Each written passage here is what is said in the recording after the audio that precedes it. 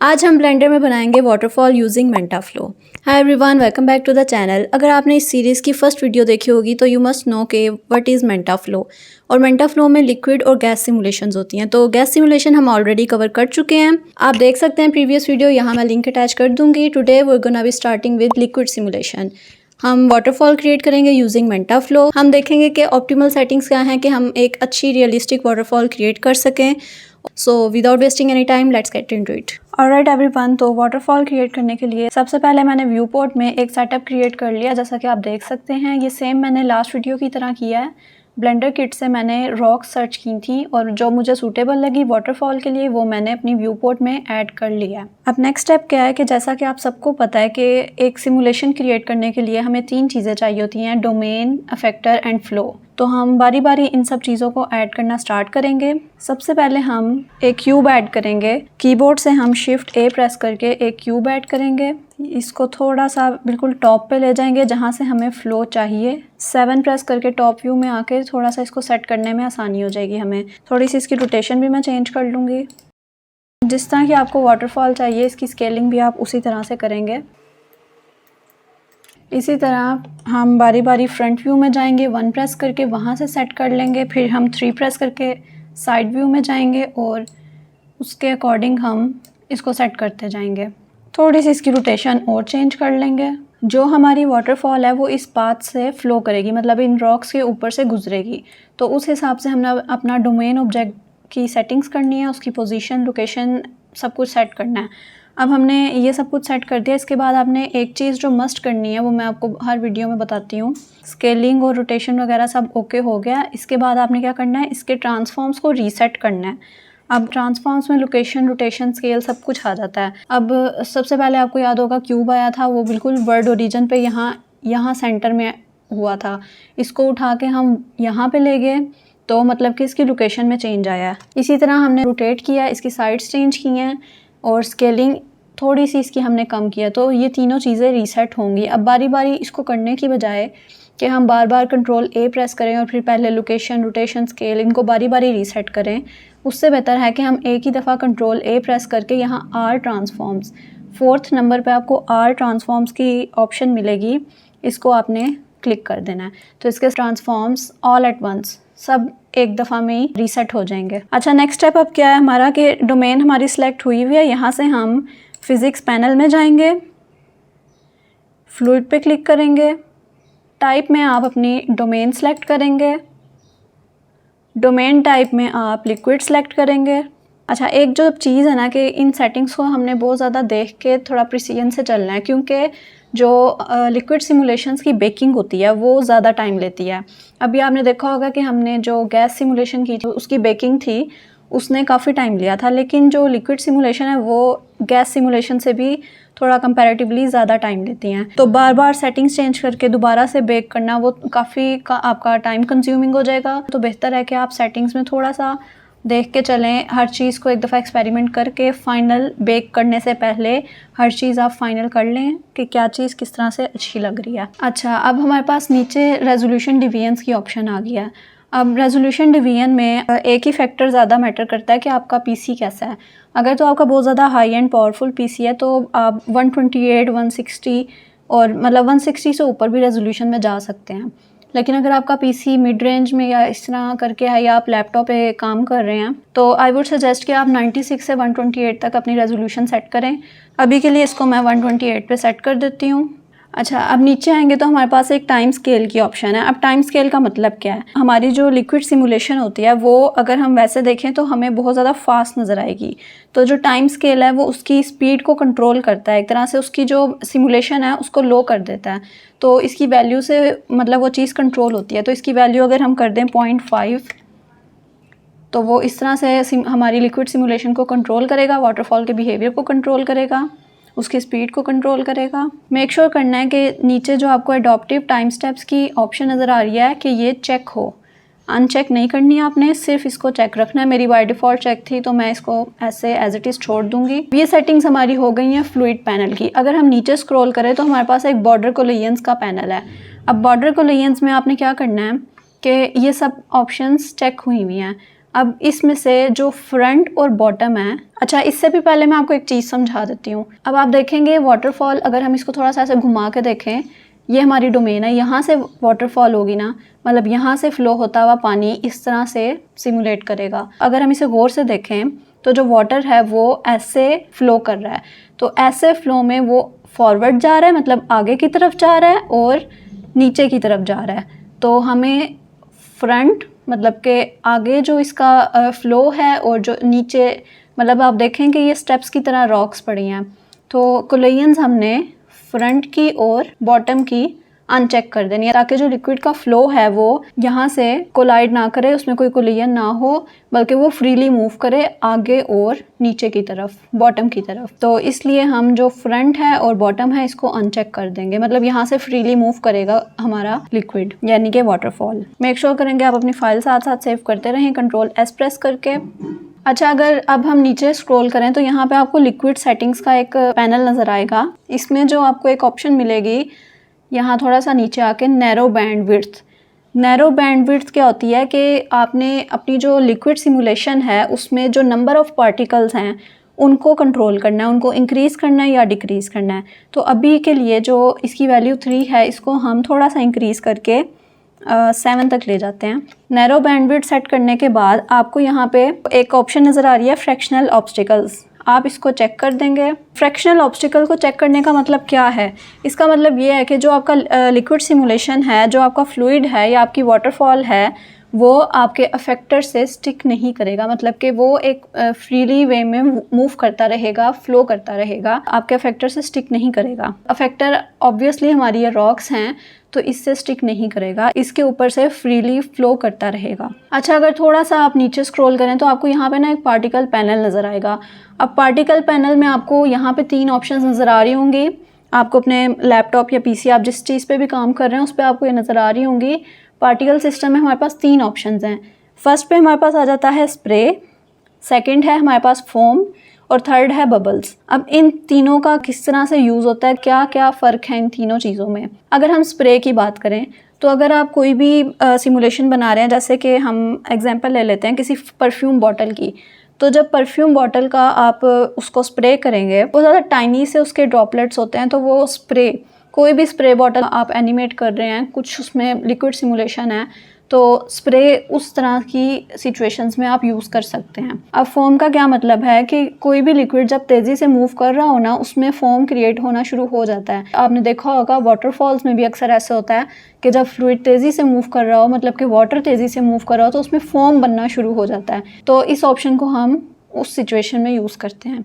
इसी तरह बबल्स की बात है, जिस सिमुलेशन में भी आपकी बबल्स रिक्वायर्ड हैं, जैसे कि अगर हम कोई डिटर्जेंट है उसका कोई सिमुलेशन बना रहे हैं, कुछ इस तरह का है कि मतलब उसमें बबल्स इन्वॉल्व हैं, तो हम इस चीज़ में यूज़ कर सकते हैं। या वैसे वाटर ड्रॉपलेट्स हैं या कुछ है, तो उसमें हम बबल्स यूज़ कर सकते हैं।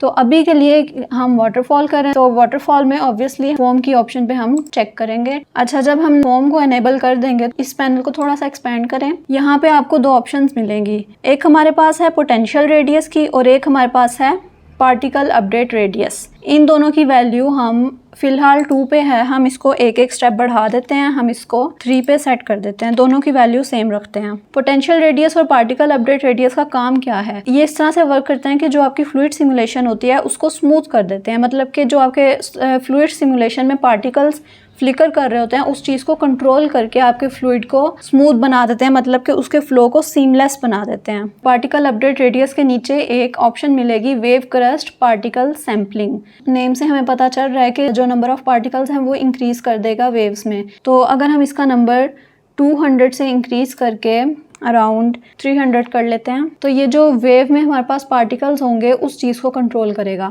तो यहाँ तक की हमारी सेटिंग्स हो गई हैं, बाकी जो हैं वो हम डिफ़ॉल्ट पे ही रहने देंगे। अच्छा, अब अगर आप नीचे स्क्रॉल करें आपको एक मैश पैनल नज़र आएगा। अब मैश पैनल में आपने क्या करना है कि जो अप्रेस फैक्टर आपको नज़र आ रहा है इसको आप एज इट इज़ रहने देंगे, 2 को हम 2 ही रहने देंगे। एक कंडीशन है कि अगर आपकी जो मैश है वो लो पॉली नज़र आ रही है, उसमें कोई एजेस वगैरह या इस तरह की ज्योमेट्री शो हो रही है, तो आप इस अप्रेस फैक्टर को इंक्रीज़ भी कर सकते हैं, लेकिन इसमें ज़रूरी है कि आपका पीसी पावरफुल हो, वरना आपका ब्लेंडर क्रैश भी कर सकता है या फिर स्लो डाउन कर सकता है आपका पीसी, तो फिर आप मेरा ख्याल है इसे 2 पे ही रहने दें, क्योंकि काफ़ी डिसेंट रिजल्ट्स मिल जाते हैं अप्रस फैक्टर 2 पे रख के। अच्छा, मेक श्योर करना है कि आपका मैश पैनल चेक्ड हो और अप्रस फैक्टर आप 2 ही रखें। यहाँ पे आपको अप्रस फैक्टर के नीचे एक ऑप्शन मिलेगी पार्टिकल रेडियस की।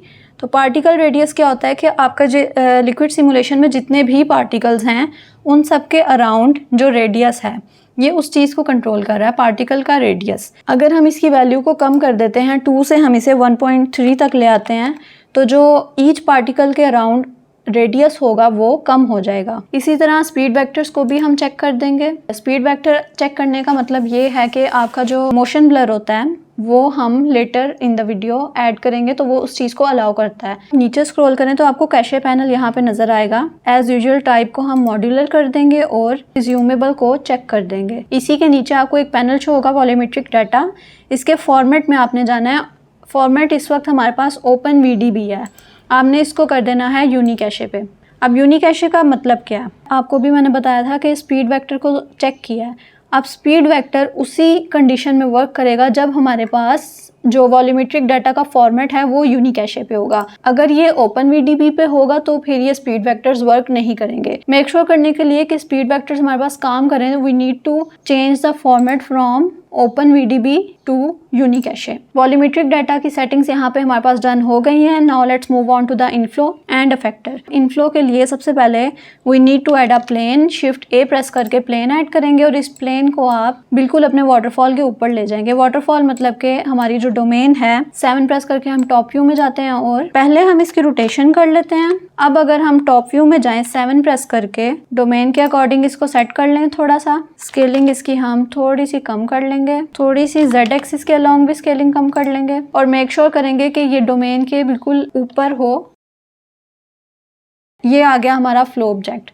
अब नेक्स्ट हमने क्या करना है कि ऑब्वियसली हमने इसे रीसेट करना है, तो लोकेशन, रोटेशन, स्केल तीनों को ऑल एट वंस हम रीसेट कर देंगे। इसके लिए हम करेंगे ऑल ट्रांसफॉर्म्स। नेक्स्ट आपने क्या करना है कि फिजिक्स पैनल में जाना है। यहाँ से हम फिजिक्स पैनल में ऑलरेडी हैं। मेक श्योर करना है प्लेन सेलेक्टेड है हमारा, तो फिजिक्स पैनल में जाके फ्लूइड पे आप क्लिक कर देंगे। यहाँ टाइप में आप फ्लो ऑब्जेक्ट कर देंगे और फ्लो टाइप को आप लिक्विड पे कन्वर्ट कर देंगे और बिहेवियर को हम इनफ्लो कर देंगे, ज्योमेट्री से इनफ्लो कर देंगे। यहाँ पे ऑप्शन नजर आ रही है आपको फ्लो सोर्स की। इस पैनल को हम ओपन करेंगे। यहाँ पे आपको इस प्लेनर की एक ऑप्शन नजर आ रही होगी। मेक श्योर करें कि इसको चेक कर दें। अब इसको चेक करने का मतलब क्या है, बेसिकली ब्लेंडर को ये बता रहे हैं फ्लो ऑब्जेक्ट है वो एक ओपन मैश है तो वो उसी तरह से मैश को या फ्लो ऑब्जेक्ट को ट्रीट करे। फ्लो सोर्स के नीचे आप देखें तो इनिशियल वेलोसिटी का एक पैनल आपको नजर आएगा। आप इसे मेक श्योर करें कि चेक कर दें। यहाँ पे अब आपने क्या करना है कि जैसा कि वेलोसिटी से हमें पता चल रहा है कि आपकी जो फ्लूइड सिमुलेशन होती है उसको ये वेलोसिटी कंट्रोल करता है, या इंक्रीज़ करता है या डिक्रीज़ करता है। तो सोर्स को अगर हम 1 से हम थोड़ा सा 1.4 तक ले जाएं और डायरेक्शन हम इसकी नेगेटिव y एक्सिस में कर दें। अगर हम इसको -5 कर दें तो बेसिकली ये वैल्यू जो है 5 जितनी ज़्यादा होगी उतना ही आपका जो फ्लूइड सिमुलेशन है वो तेज़ी से फ़्लो करेगा, लेकिन जितनी वैल्यू कम होगी उतना ही वो आहिस्ता करेगा।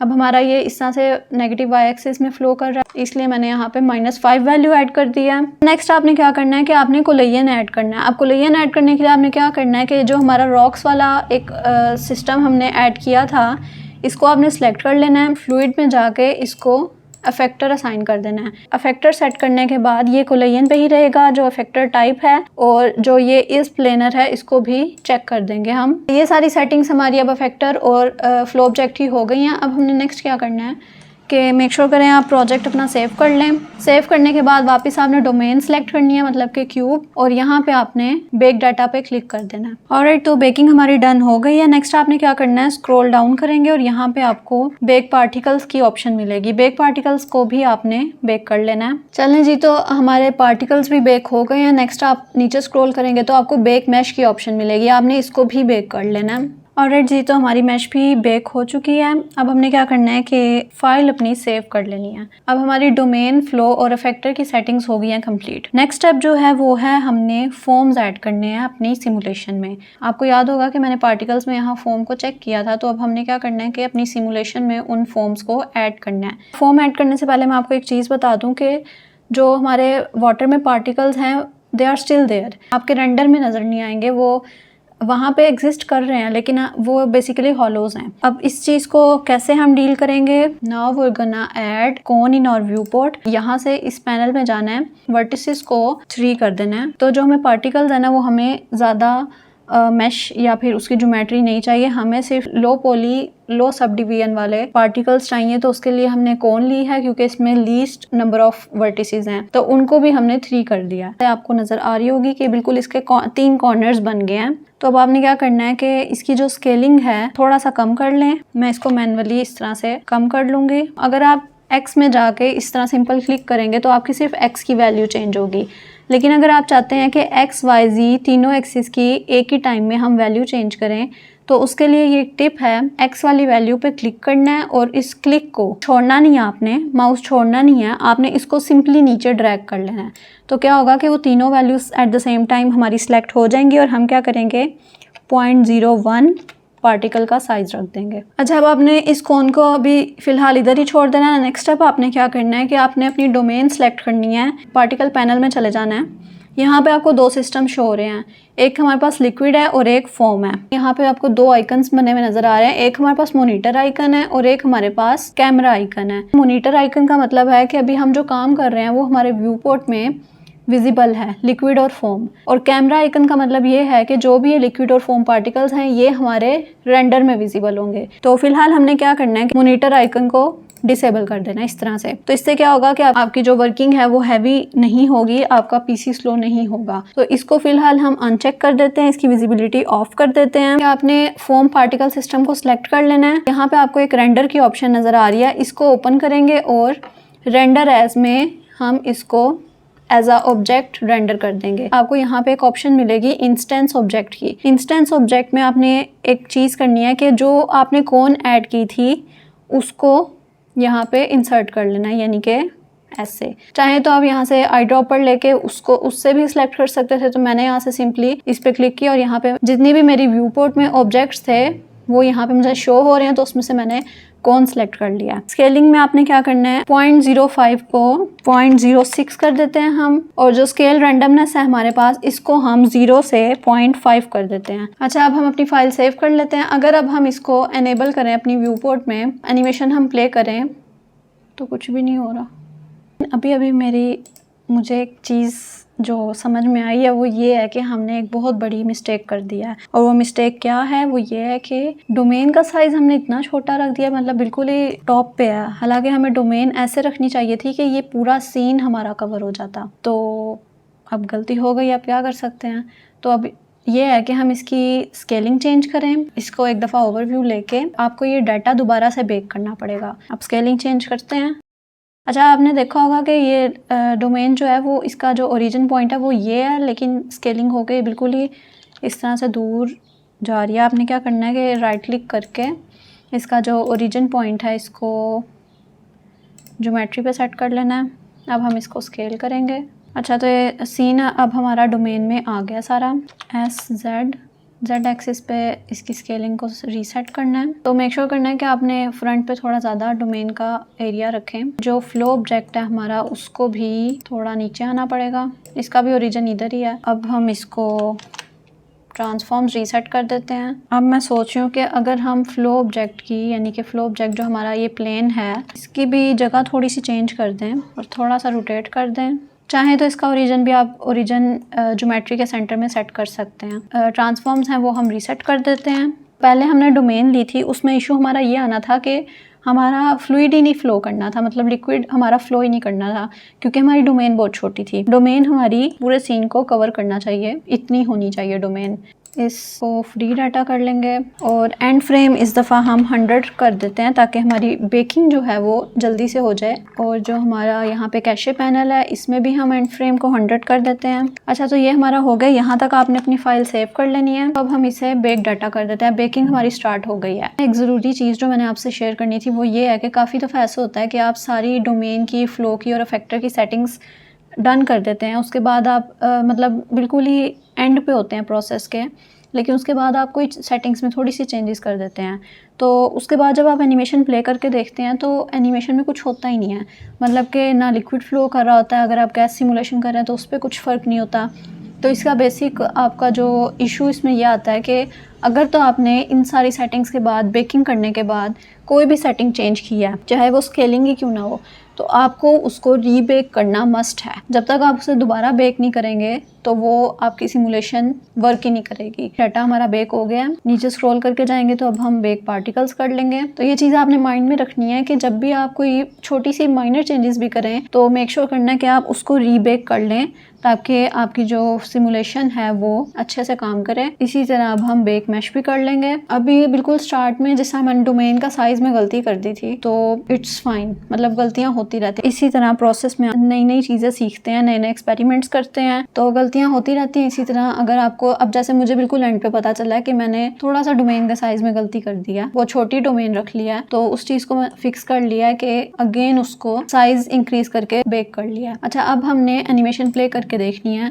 तो अब आप देख सकते हैं कि फ्लूइड कुछ इस तरह से हमारा फ्लो कर रहा है। आप देखें कि यहाँ पे ना बिल्कुल सीधा सा हमारा फ्लूइड जा रहा है। मुझे जो लग रहा है कि मैंने फ्लो ऑब्जेक्ट को बहुत ज़्यादा ऊपर रख दिया, हालांकि मुझे इसके बिल्कुल रॉक्स के ऊपर प्लेस करना चाहिए। अच्छा, अब मैं क्या करूँगी कि जी प्रेस करके जी प्रेस करूँगी और एक्सरे मोड ऑन कर देते हैं ताकि हमें शो हो कि हम कहाँ तक इसको सेट करेंगे। अच्छा, अब ये सेटिंग्स हमने दोबारा चेंज की हैं तो अब आपको अगेन बेक करना पड़ेगा। फ्रेम 1 पे चले जाएं, फाइल सेव कर लें और यहाँ से आप डोमेन सेलेक्ट करके ये जो छोटा सा बॉक्स है ये डोमेन का बॉक्स है हमारा, फ्री डाटा करें और बेक डाटा कर दें। तो ये डोमेन की फ्लो की सेटिंग्स में इसी तरह आपकी गलतियां बार बार हो सकती हैं। मैं आपके सामने इसलिए करके दिखा रही हूँ ताकि अगर आपकी इस तरह की कोई गलती हो तो वो भी आप फिक्स कर सकें। तो पैनिक नहीं करना, बिल्कुल आपने आपके सामने हर चीज़ है कि पहले आपने देखा कि डोमेन के साइज में मसला था, वो मैंने फिक्स कर लिया, फिर बेक कर दिया और मैंने थोड़ा कम टाइम लगे इसलिए मैंने एंड फ्रेम को 100 कर दिया। अब आपने देखा जो लिक्विड था हमारा वो बहुत ऊपर हवा में ऐसे फ्लो कर रहा था, तो उसके लिए मैंने क्या किया कि मैं फ्लो ऑब्जेक्ट को थोड़ा सा नीचे ले आई हूँ। अब हम इसको बेक कर रहे हैं, इसके बाद दोबारा हम एनिमेशन प्ले करके देखेंगे कि क्या रिजल्ट आता है। तो इस लिहाज से हम चीज़ों को सेट करते जाएंगे। तो इस चीज़ पे बिल्कुल भी पैनिक नहीं करना, कंसिस्टेंसी इज द की। अच्छा, तो डाटा हमारा बेक हो गया। अब यहाँ से पार्टिकल्स बेक कर लेंगे।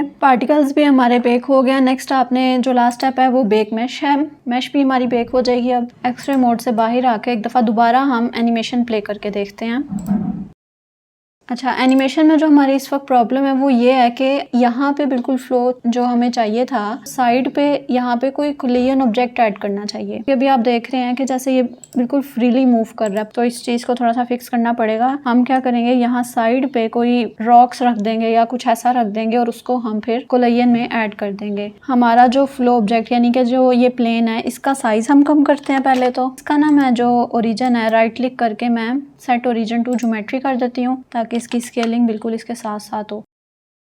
अब इससे क्या होगा कि जो फ्लो है वो बिल्कुल इसका नीचे से भी अलग से फ्लो नहीं करेगा, ऑब्जेक्ट सिर्फ हमारा पाथ के ऊपर ही रहेगा जितना हमें रिक्वायर्ड है। अच्छा, अब जो दूसरी चीज़ थी जो थोड़ा सा मसला पैदा कर रही थी वो ये है, आपको ना थोड़े थोड़े ये मैश के थोड़े एजेस नज़र आ रहे हैं। आपने सिंपली क्या करना है कि इसे राइट क्लिक करके शेड स्मूथ कर देना है, तो इसका फ्लो थोड़ा सा स्मूथ हो जाएगा शेड स्मूथ करके। थोड़े से हमें यहाँ पे साइड पे कोलियन ऑब्जेक्ट्स चाहिए ताकि जो वाटर फ्लो है वो बिल्कुल इस पाथ पे हो, साइड पे ना जाए। ब्लेंडर किट से ही रॉक सर्च कर लेते हैं। यहाँ से हम फिल्टर्स में फ्री फर्स्ट कर लेते हैं। कोई भी रॉक जो आपको लगे सूटेबल है वो आप उठा लें। मेरा ख्याल है हमारे सीन से थोड़ी थोड़ी ये मैच कर रही है, वैसे ये भी मैच कर रही है। ये वाली रॉक्स उठा लेते हैं हम। अब ये डाउनलोड हो रही है, यहाँ से हम देख लेते हैं। स्केलिंग थोड़ी सी हम कर लेते हैं और इसको उठा के यहाँ पे ले आते हैं। जैसे हमें पाथ पे साइड पे चाहिए कोलाइड करने के लिए ताकि हमारा जो लिक्विड है वो कोलाइड कर सके। आप चाहें तो इसकी डुप्लीकेट्स इसी तरह रास्ते में रखते जाएं ताकि आपका जो फ्लो है वो थोड़ा सा कंट्रोल में रहे। अभी आप देख रहे हैं कि ये बिल्कुल ही जैसा हवा में हो गया। इसको थोड़ा सा रोटेट करके हम इस तरह से कर देंगे टच फ्लोर के साथ। ये कुछ इस तरह से हमारे पास हो जाएगा और इन तीनों की कॉपीज़ हम शिफ्ट डी करके इस साइड पे ले आएंगे। अब यहाँ पे हमें किस तरह का रिक्वायर्ड है पाथ वो देख लेते हैं।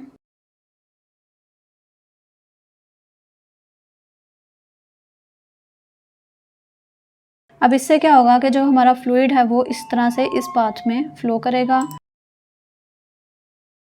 अच्छा, आपको याद होगा कि हमने इस पे जो सेटिंग्स अप्लाई की थी फ्लूइड ऐड करके फैक्टर और कोलियन वाली, वो हम इस पे भी अप्लाई कर देते हैं। हमने फ्लूइड ऐड किया, फैक्टर ऐड किया, कोलियन और बाकी सारी सेटिंग्स हमारी सेम है। तो अब आपने क्या करना है, इसी तरह बाकी रॉक सेलेक्ट कर लेनी है और लास्ट पे इस रॉक को सिलेक्ट करेंगे और कंट्रोल L प्रेस करके हम यहाँ से कॉपी मॉडिफायर्स कर देंगे। तो अब इन सब पे जो कोलेजन वाला मटेरियल है वो अप्लाई हो चुका है। This is the third time we are breaking your data. अगर आपके साथ ऐसा होता है तो जस्ट डोंट लूज़ होप, क्योंकि एट द एंड आपके पास एक अच्छी सिमुलेशन रेडी हो जाएगी। अच्छा, अब ये सारी सेटिंग्स हमने कर ली हैं। अब आपने सिंपली क्या करना है कि फ़ाइल सेव कर लेनी है और एक दफ़ा दोबारा हम अपना जो डाटा है उसको फ्री कर देते हैं और बेक कर देते हैं। ऑलराइट, तो डाटा हमारा बेक हो गया। नेक्स्ट आपने क्या करना है, नीचे स्क्रॉल करके आपने बेक पार्टिकल्स कर देने हैं।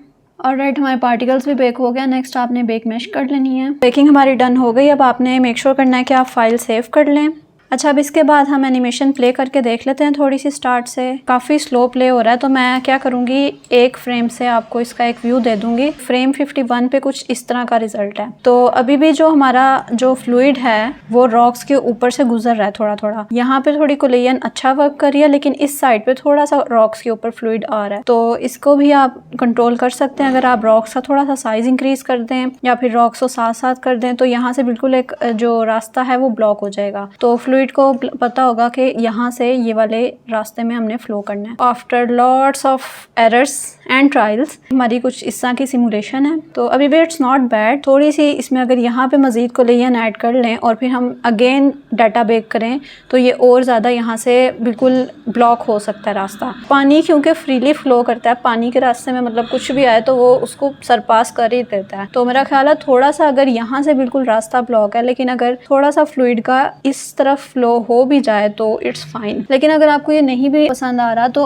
आपकी जो भी रिक्वायरमेंट है उस हिसाब से आप इसको चेंज कर सकते हैं। यहाँ पे थोड़ा कोलेजन का जो सिस्टम है वो थोड़ा और स्ट्रॉन्ग बना सकते हैं। तो अभी के लिए मैं एक चीज़ रेकमेंड करूँगी कि ये जो रॉक्स है ना, इनको आपने सेम जो ये वाला पाथ है सेम ऐसा मटेरियल आपने इसमें ऐड करना है। नेक्स्ट स्टेप में जो हमारे पास चीज़ है वो हमने मटेरियल्स क्रिएट करने हैं। So let's move on to creating materials now. इससे भी पहले मैं आपको एक चीज़ बता दूं कि आप रेंडर पैनल में आएंगे, यहाँ पे आपने मेक श्योर करना है कि साइकिल्स पे करें। मुझे पता है कि साइकिल्स में रेंडर करना काफ़ी स्लो हो जाता है, लेकिन अगर तो आप लिक्विड सिमुलेशन क्रिएट कर रहे हैं तो उसमें आपके लिए एक गुड न्यूज़ है। और गुड न्यूज़ ये है कि अगर आप इसे साइकिल्स में रेंडर करें, ईवी से ज़्यादा रियलिस्टिक और फास्ट साइकिल्स में ये रेंडर करेगा। अब इसकी रीज़न क्या है, क्योंकि इसमें है पार्टिकल सिस्टम। जब पार्टिकल्स इन्वॉल्व हो जाते हैं, ज़्यादा पार्टिकल्स इन्वॉल्व हो जाते हैं, रेंडरिंग है वो साइकिल में ज़्यादा फास्ट होती है। इसलिए हम ईवी तो नहीं करेंगे, तो हम साइकिल्स पे स्विच कर जाएंगे। जो हमारे पास डिवाइस है वो जीपीयू कंप्यूट कर देंगे।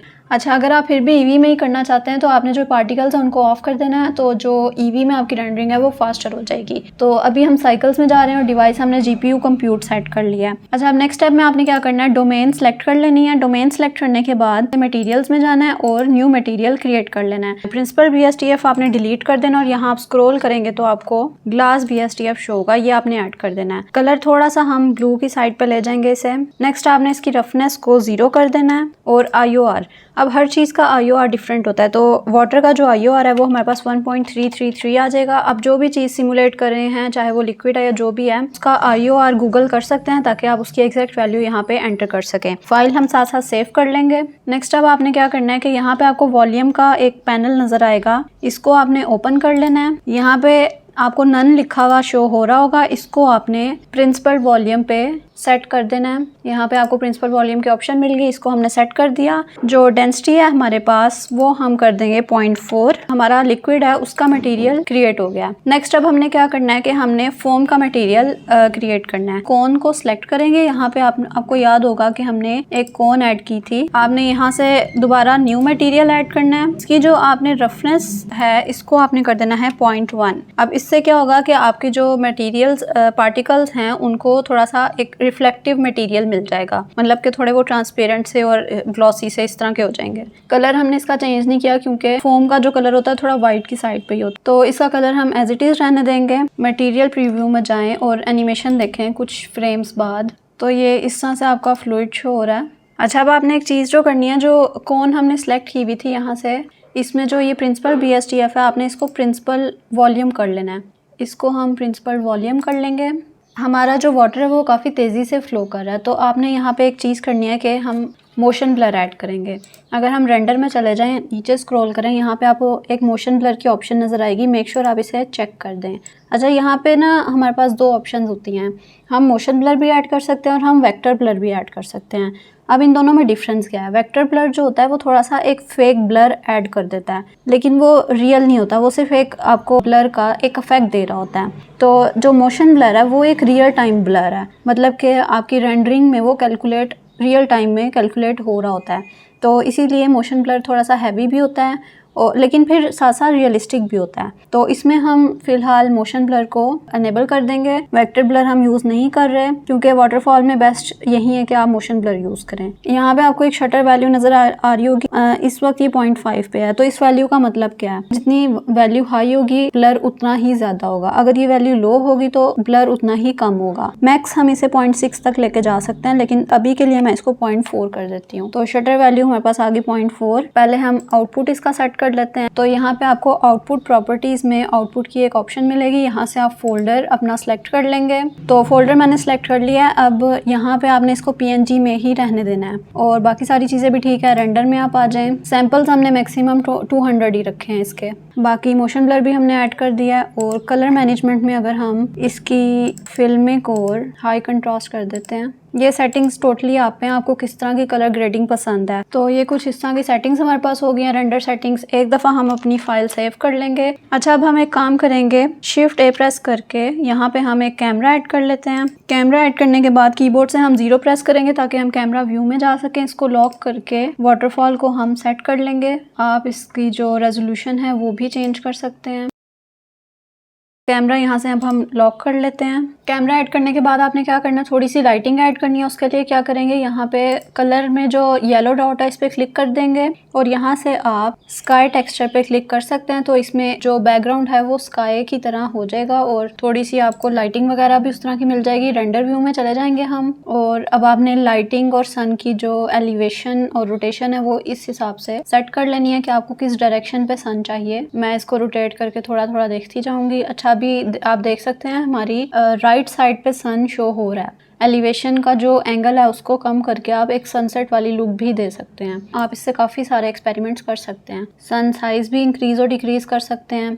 किस एलिवेशन पे, किस रोटेशन पे आपको वाटरफॉल की लुक चाहिए वो आप सेट कर सकते हैं। अच्छा, एक और चीज़, अगर हम रेंडर सेटिंग्स में जाएँ तो मेक श्योर करें कि यहाँ रेंडर में डी नॉइज़ आपका ऑन हो, ताकि ये जो हमारा एक नॉइज़ शो हो रहा था वो ना हो। अगर आप चाहें तो सन की रोटेशन थोड़ी सी फ्रंट पे भी लेके आ सकते हैं। अब देखें, आपने गौर किया होगा यहाँ लेफ़्ट पे सन आ गया है क्योंकि मैं इसका एंगल चेंज करती जा रही हूँ।